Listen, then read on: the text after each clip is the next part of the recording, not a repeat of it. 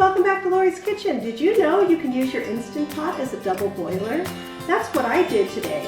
So I was able to make some cheap Christmas gifts with some pretzels and some chocolate, and I want to show you what I made. I made some chocolate dipped biscotti and also some chocolate dipped pretzels, and I decorated them with some white chocolate and some sprinkles. So let me show you what it looks like. So come along with me and let's use our Instant Pot as a double boiler and make some cheap, easy, and quick Christmas gifts. Let's take a look at the ingredients needed to make this recipe. 1 box of biscotti, there's 8 pieces. 2 different shapes of pretzels. If you're fortunate enough and you can find the holiday pretzels in your local store, use those. I wish I had these when I made my recipe, but my store was out. I saw these today at my local Walmart. These would be really cute dipped in chocolate. A 10-ounce bag of your favorite melting wafers. I'm getting milk chocolate. You could get dark chocolate as well. If you wanted to put a secondary color on your pretzels, you can use the green and red for Christmas time or for any other holiday, the appropriate color. I just decided to use white chocolate. You'll need some holiday sprinkles. And you'll need some parchment paper. I like using these pre-cut parchment paper sheets. Now it's time to turn on your Instant Pot. Go ahead and press the saute button and press it until you see the indicator go to the low or normal. You definitely don't want this on high when you're doing your double boiler.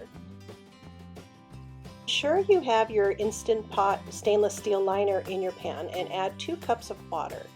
Then put in your Pyrex glass dish that you're going to melt your chocolate in. You can also use a metal, just keep in mind this dish will get hot.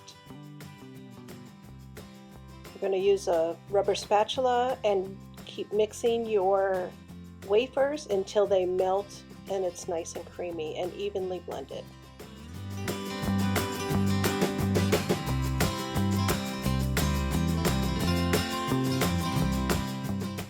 Once the chocolate is nice and silky, start dipping in your pretzels. I like to use a fork and I tap it on the edge of the glass dish, and it helps shake off some of the excess chocolate. And just repeat with the rest of your pretzels.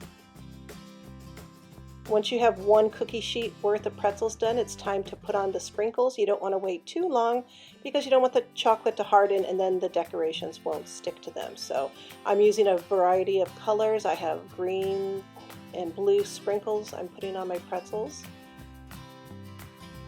Now that I finished my pretzels, I'm moving on to my biscotti. So I'm just taking the biscotti and putting it into the chocolate, and I'm dipping it so it covers it about halfway up the edge of the biscotti, and I'm going to let it cool on directly onto the parchment paper, and it'll dry nice and hard, and I'm going to be able to lift it up and it'll be nice and clean and everything will look great.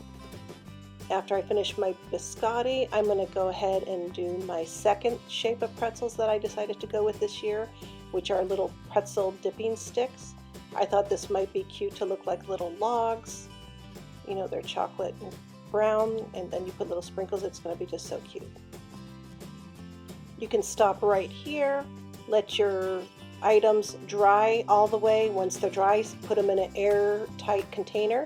I went the extra step and just drizzled a little bit of white chocolate over the top. So there you have it, chocolate dipped biscotti and pretzels, great for holiday gift giving. If you enjoyed this recipe, please give my video a thumbs up and comment down below. If you would like to see more of my videos, please hit the subscribe button and turn on your notification bell to be informed when my next video is available. Thank you for watching and see you next time. Bye bye.